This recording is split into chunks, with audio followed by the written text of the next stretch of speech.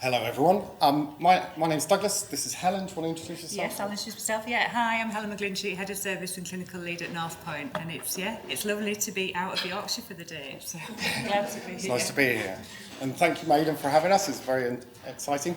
Now, as with every presentation, if you're about third or fourth in, you change your mind on what you're going to say, but one of the things here today is just really to give you some context of where I come from.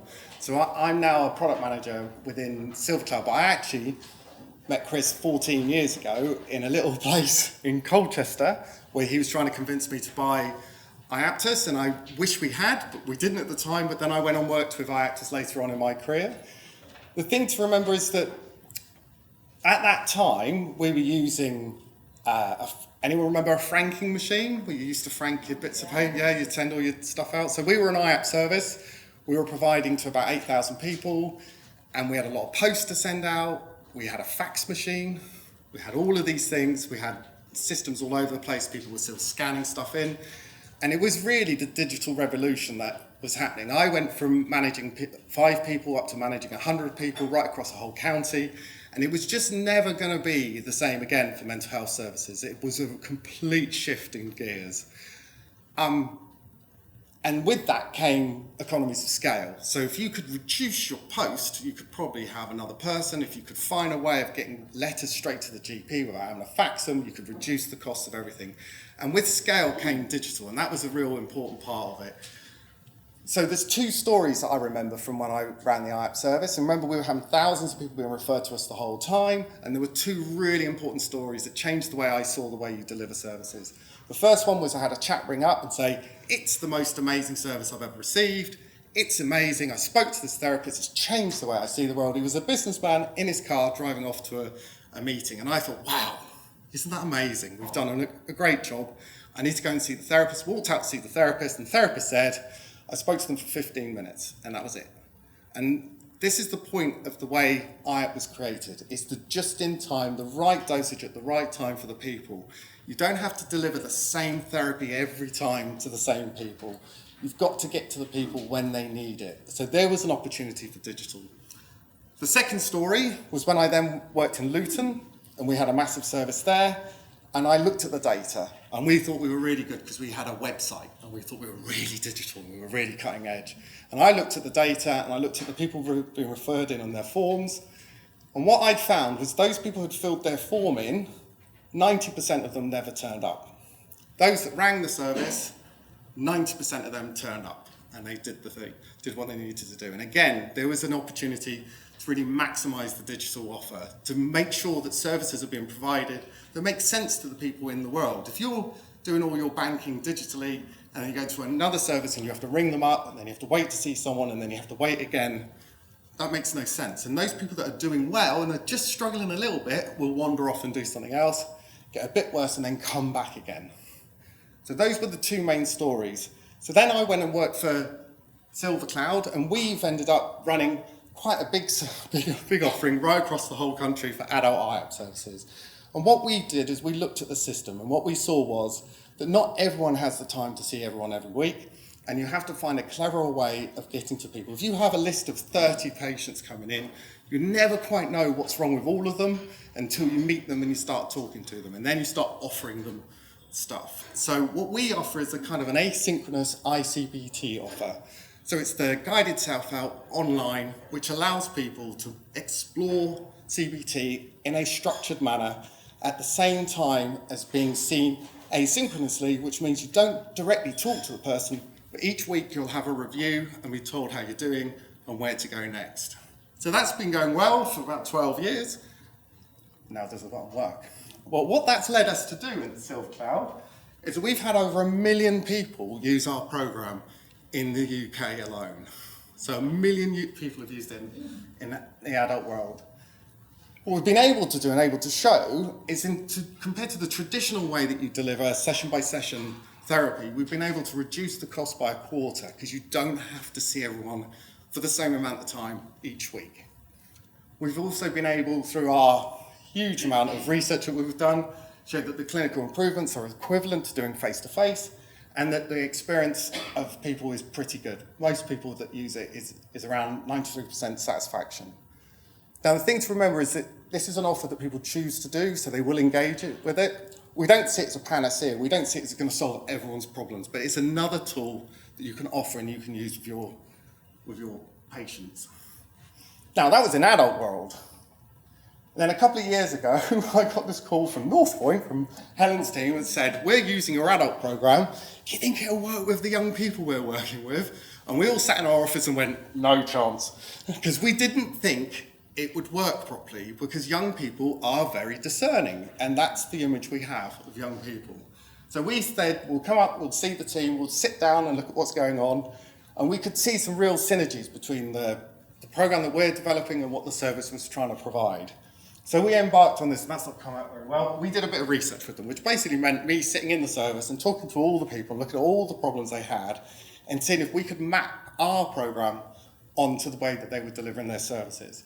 The other aspect, which is really important, going back to what we were talking about earlier, is co-development. So there was a group of young people with lived experience of being through the services who destroyed our program and helped us redesign it.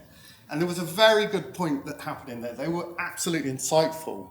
And it's really important to have people that use the program to tell you how they're using it day to day, because otherwise you'll miss the magic. And there was one moment when they were all sat around chatting away, and we said, what about your parents? And they said, oh, yeah, they really get in our heads a lot of the time.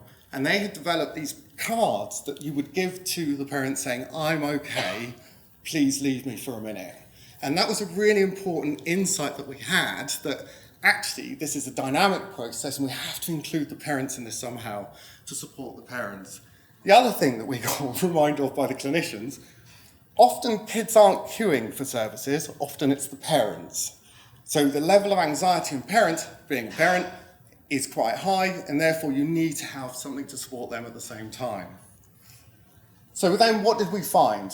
Was it similar? So the first thing we found is a lot of paperwork, and as Kathy said previously, there's a lot of reading. So CBT is about education, making you more aware, giving you lots of things to do. Now that's a lot of paperwork, that's a lot of things to do, there's lots of things to fill in. So we needed to think about, right, that's similar. The other aspect is phones are everywhere. So there is a real opportunity for digital in this site. When I first started off in adult services some years ago, there were no phones, there was nothing, it didn't really work. So this is a really, really great way to get into people's lives. And people see them as an extension of their souls anyway. So it's right in there, it's working with them. So that was really important. The other thing that we discovered is people have busy lives. And just like it's hard enough to get adults to turn up each week to therapy for a course of 6 sessions, it's even harder to get a family to turn up, to get a child there. So having a program that can work asynchronously will allow you to maximise the time you have with the patient so that you don't have to keep seeing them, and you can offer telephone or you can do it online. So it was very similar. So for the individual, we had the similar same processes going on. For the clinician, and this is the kind of thing we got fed back, was parents are really critical in this. Having something for the parents to do that supports what the children are doing is absolutely fundamental. The other part was safety first. Now, I remember setting up an IAP service and people going, how many patients are we sending through? Oh my God, there will be risk everywhere. There'll be horrendous things going on. It's really terrifying for services when you let go of the process of therapy and you give it to the patient, and then they work through this program and you go, well, what will they do? How will they do this? We have to trust people to do things sensibly. The program is set up with the clinicians to make sure all the risk assessments are done, all the right people go onto the program in the right way, that there are triggers within the program that can allow the service to feel confident about what's going on. And also, we're delivering the nice guidance. That was really critical. The clinicians want to know this is the proper guidance, and it has a fidelity to the model that allows them to deliver CBT properly. The other aspect is also a similar thing that we saw, that you are, like, one of the biggest things about doing a therapeutic process is sometimes you don't want to be the locus of control, the person who does all the stuff, because then the person is relying on you. And so this program allowed the clinicians to kind of work with people in a separate way so that the person can make their way through their therapy, and then you're just nudging the person along the road, which made it much better for people to do. So similar experiences in adult land. And also, sadly, we're all having to collect outcome measures, which is great. Some of them are big, some of them are massive, like 47 questions on the RCADS is quite a long way to go. But what we found was young people filling these things in. So capturing that data, enabling services to put that up the pipe to NHS England is really critical. The same thing that we do with IAPTUS in the adult world, being able to move data really quickly without the clinician have to cut and paste. We're like one of the things we're doing at the moment, we're working on a little thing to put in IAPTUS where someone can press the button and it goes straight into our program. So they're not having to log in all over the place. So there's loads of different things like that we can do. We're quite excited about that one. Yes, I am. So what did we build? Traditional CBT model, mood monitoring, tracking, so you can see the kind of things that are going on, goal setting, interactive context and exercises, so things to do, practical things, getting people out and about. And the real key thing is integrating that personal support. So the person feels supported as they're going along, but isn't reliant on that person. So the person can just send little messages and you can send little messages back as well, creating that self of engaging in it in your own terms. But the most important thing, and this is where the tough times people were very clear, is we had to rewrite all the personal stories because they had to be really relevant. And this is one of the keys to the program, is that there are stories that run through, little narratives that allow someone to listen to what someone else has experienced and then do it themselves. So that was all written with the young people, and these are kind of conglomerates of different stories that we put together to make it really feel like it's part of what you're doing and really recognising what's going on for young people. So how's it going? So currently, we've got 22 main contracts out there. We've engaged for 111 services, and we're about to have 10,000 people go through the program. So it's a really big thing. It is really exploding. And I think if you can see here, that graph doesn't, that's because another month in. So we're almost at 10,000 people using the platform right across the country. So it's very exciting. And what's really good, and this is the main thing, is we're getting the same levels of satisfaction in the program as we did within the adult program. We're getting the same levels of engagement. So all our hypothesis that young people wouldn't use this in the same way that adults would was completely wrong. They are using it in the same way. They are engaging with it. And that's not to say every child around should be on the program. It's saying there are a group of people that this will really help and be really beneficial for, and then free up resources to concentrate on people who are much harder to engage with. And then the clinical robustness, we're beginning to see some outcomes. We've seen some SDQ changes. One of our biggest problems is nearly every other, there's too many outcome measures at the moment, and every place has a completely different way to do it. I quite like the ors and the cores, mainly because it sounds funny. But yeah, so it is something that we need to work on as a collective. We need to find a way to have an agreed outcome measure, and please don't pick the PHQ and the GAD because it's free. That's not the right way to do it.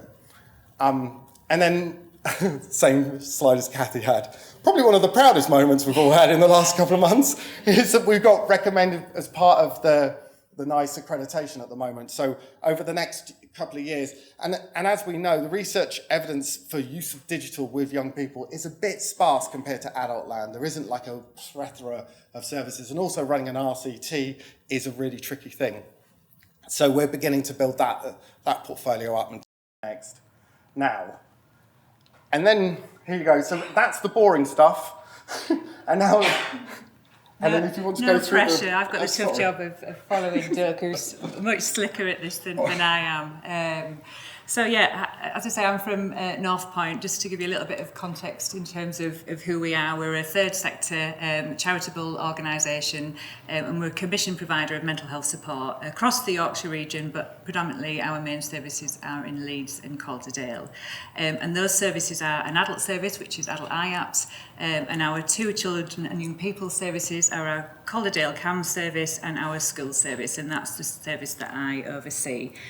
So we support children and young people from the age of 5 to 19 years. We're very much with an early intervention focus, so offering that support at the earliest point possible. We work very much in a sort of short-term model overall, in terms of a sort of 6 to 8 session model in terms of our one-to-one therapy. We offer group-based support and consultations with parent carers, and now our sort of digital offer of SilverCloud, which is what I'm going to sort of talk you through and how we've developed that within our service model. Our commissioning is mainly through health, the ICBs, and through education and local authorities. I am the least techie person, so I've gone too far. I love digital, but the least techie person. As Doug talked about that first conversation, so back in 2019, which was a big year for us, and it was pre-pandemic, little did we know what was ahead for us then. That first phone call was from a colleague of mine, Joe, who heads the Calderdale CAMHS service, to Doug. And then Joe was like, you need to have this conversation with Doug, Helen, you know, because this could be great for schools as well, and to be part of the pilot and the development of the Children and Young People's platform. And of course, new as SilverCloud, as Doug mentioned, within our adult IAP service. So it just seemed a fantastic opportunity for us to be part of that, because we were really wanting to develop more of a choice offer in terms of treatment support for children and young people and families. And digital just seemed the answer to that. So I was on the phone straight away, and again, it was kind of back in the day of when you were out and about, and I remember sort of ringing you, Doug, and I was in a children's centre car park at the time, and we were just kind of really excited to be able to get, you know, involved and respond to the feedback that we were getting from children and young people, to have more of a choice in terms of their offer of support. So that's where the journey started, and since then, to date, we've had well over 1,000 users, I think nearly up to sort of 1,500 users through the Children and Young People's platform across the two services. How we've kind of established referral pathways, again, within sort of both service areas, very much in schools, that we work very closely with the schools and those key referrers in terms of heads of year, learning mentors, for all of our sort of referrals into service, and that's been very similar over in Calderdale, particularly with the mental health support teams as well. We were fortunate within the school service to be awarded some further funding from health to sort of test out other referral pathways as well. So we've developed pathways in PCNs and within the single point of access service in Leeds, where all sort of referrals through health would go in terms of mental health and emotional wellbeing support. And we've found that kind of referral sort of pathway has worked across in all of those services and settings. We work with referrers closely, very much to the suitability criteria, which was developed by the SilverCloud clinicians as a guide, really, you know, in terms of who might be most suitable. And again, it would be in terms of mild to moderate presentations of anxiety and low mood. And that has tended to work really well, and I think just be a helpful sort of first sort of point of reference for referrers. And again, where clients would be less suitable, which I'm sure these things will be no surprise to people, you know, and it's not kind of set in stone, but you'd want to kind of have this as a guide, and, you know, always be open to sort of consider cases on a case-by-case basis as well. How we've used the offer as being kind of really versatile, in that for some children and young people, it's a sole offer and intervention, you know, for those referrals where it is appropriate, and again, the young person or the parent care is open to giving it a go. We can offer it, you know, within a week, 2 weeks, kind of maximum from the point of receiving referral. We've offered it as a kind of holding support, if you like, while children and young people are on a waiting list for face-to-face therapy. And again, it's been a really helpful intervention to kind of have that support at that point. We've offered it in parallel, so we've got parents and carers working through the Supporting Your Anxious Child or Teen programmes, while, you know, there's a piece of face-to-face therapy happening with a child or young person, or where the child or young person is working through the programmes. And again, we found that to work really well. At the end of sort of therapeutic work, as ongoing support as well, it can be really helpful. And I know that SilverCloud are kind of working on ways of developing the programme so that they can be used much more in an interactive way within sort of therapeutic sessions as well. So again, it's just been so flexible, and I think that's just been so helpful in the way that, you know, you can offer it to best meet the needs. I'll just kind of put this on there sort of briefly in terms of the referral process, I guess kind of based on that suitability criteria, where referrals are appropriate for SilverCloud, the young person, the parent carer is really open to giving it a go. The referrer would complete a kind of one-page referral document that would come through to us. And that was really deliberate, because we just kind of know how stretched everybody is, you know, certainly in terms of sort of staff in schools and other sort of practitioners. So we really wanted digital to be swift access, you know, that there weren't these kind of onerous barriers to access in terms of the referral process in itself. And again, I think it kind of taps into a little bit of what you mentioned, Doug. There can be that bit of anxiety around, how is that going to be managed in terms of sort of clinical risk and safeguarding? But I mean, just to give you, I guess, a snapshot of that, in all of those users that we've had through the programmes, we've never had to bring anybody off the platform because it hasn't been sort of suitable due to clinical risk or safeguarding. We've, of course, followed up on things where needed, you know, through the kind of clinical risk processes and procedures that are in place. But because the programmes are CBT, self-help, very strategy-based focused, you kind of work into that sort of criteria predominantly. Yeah, we haven't sort of encountered that. So again, just thought that would be helpful to share. So again, these are the things that we've kind of really sort of noticed in terms of a benefit of having a digital offer within service, supporting waiting times. So it's not a kind of waiting list initiative, but it really does support wait times because, again, for those referrals where it's suitable, you can offer it, as I mentioned, with such swift access, which obviously then brings your waiting sort of times down for other support interventions. So our average kind of wait time in schools for face-to-face therapy would be about 5.5 weeks currently. And, you know, we're all very much experiencing the increase in demand as well. But having that digital offer within, in terms of our capacity, kind of really helps to support, that early intervention for our, for our children and young people and users within the service. It allows more choice, so again, that just feels really key for us. Yeah, as I say, that children and people have an option. We were really clear it wasn't a replacement of, face-to-face therapy, and that was really important for the team, to sort of get on board with that. It just means, we can just offer more choice and be able to support more children, young people, and families. And the flexibility, I think the fact that for, those young people completing the programmes, they can do it at their own pace and at their own time. It's, compatible with any device. But also the flexibility for the staff, for those kind of how we sort of work it in services, that the therapists would do the supporter role as sort of additional hours so they can do those to suit them because it's, a digital offer. It's not a live interaction as such. The programme itself is a therapeutic intervention, so they just like the balance of that in caseload. And we do have sort of designated sort of members of staff who are sort of employed as SilverCloud supporters within the team as well. So already they're on board because, they've kind of wanted to sort of take on that role. But again, they can work it really, really flexibly. So again, it kind of works both ways in that sense. And just to share sort of briefly a couple of case studies, one that Doug and I are really sort of fond of was for a year 7 boy, and kind of through the pandemic was when he was in year 6, so he'd never been able to have that sort of ending as such in his kind of primary school journey, or that kind of, you can go on site to your kind of new sort of secondary high school to sort of get familiar with the surroundings. So his anxiety was really sort of building up in terms of that. Initially, he got into high school for a few weeks, but then very soon just felt overwhelmed and wouldn't sort of leave the house to sort of go into school at all. So we offered, various, different options of support.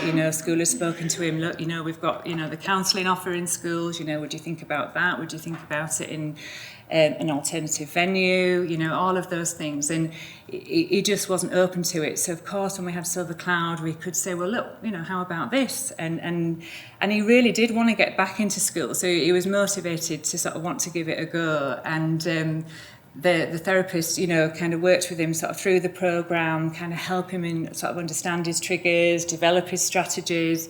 They agreed some goals, and the first was just to sort of go on site, just sort of for 10 minutes, and she sort of met him there, and it built it from there. And now he's kind of back in school, sort of full attendance. It followed on with some sort of further sessions in school once he got back in, and I've kind of checked in with the therapist just to sort of see, see, how is that? Is that still the case? And she said, even better than that, he's now a mental health kind of ambassador in the school. He's helping other, other sort of peers. So, that's, a lovely one that kind of always stays with us. And then another, in terms of barriers to access, we had 2 parents, and there was various barriers really due to sort of cultural issues in terms of accessing sort of mental health support. School recognised with these 2 parents that actually it was very much the mum's anxiety that was impacting the children, but due to that kind of barrier in terms of stigma, they just wouldn't sort of contemplate accessing any sort of support. English wasn't the first language, so we had another sort of barrier to sort of consider in that sense, and they didn't have access to a device. But they had a good relationship with school, and the supporter, again, liaised with school and said, well, look, you know, I can be flexible, I can come in, and that's what we did. She sort of went into school kind of once a week, and I think because the programme in terms of supporting your anxious child wasn't kind of, they felt it wasn't directed at them, again, that just felt sort of more accessible to them, and she went in kind of over the 6 weeks and completed sort of each module with them, and yeah, you know, it was really significant because it really helped the mums think about their own anxiety and how they were responding, and they were much more sort of open to that sort of through that offer of support. And that's another thing to sort of add, I guess, you know, you've got your set modules within the programme, but also the supporter can unlock more sort of bespoke modules to best kind of meet the needs of the user. So for young people's programmes, you've got things like exam stress, peer relationship difficulties, bereavement modules. And I think, yeah, that role of the supporter, even though the platform is the intervention, really just kind of helps kind of, yeah, motivate that you know, that user through the journey. And of course, you can sort of step up kind of referrals to further support where needed as well.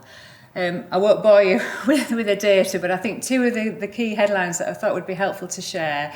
So in schools, you know, between July and December, we had 1,143 referrals into service, and 40% of those clients waited less than a week for an intervention, and that was all down to having a digital offer within the service model, which again was bringing the average wait time across the service to sort of 5.5 weeks.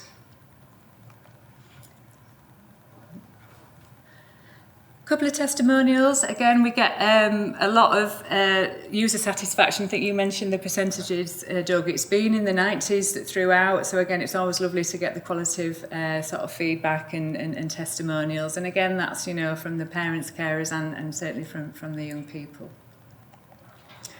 And then Maiden, of course, I apt to CYP, which brings us all sort of together today. So again, linked to 2019, that was a big year for us, and I kind of mentioned to Chris and Jane, I think the first time that we got an opportunity to meet in person, but we were going through procurement at the time for our sort of lead school work in terms of the ICB funding. And key to that was being able to use a patient management system that could collate and flow data to the mental health services data set. And because digital was such a significant part of our sort of offer, it was crucial really that we could sort of flow that data through also. So miraculously, SilverCloud and Maiden worked together and developed an element called Prism. I have no idea how it works, but it works, and that's the kind of key thing.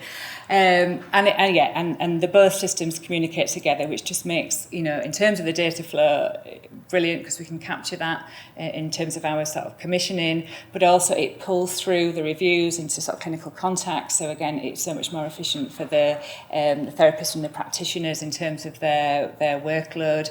Everything being in the one place and the one system. So yeah, we've found so many benefits in terms of using a patient management system for schools. Prior to 2019, we were all school. We were still using paper records, not over in Calderdale for the CAMHS service. So it was a big shift for us, but one we've absolutely never looked back. And we're still kind of catching up a little bit in schools in terms of some of the additional features.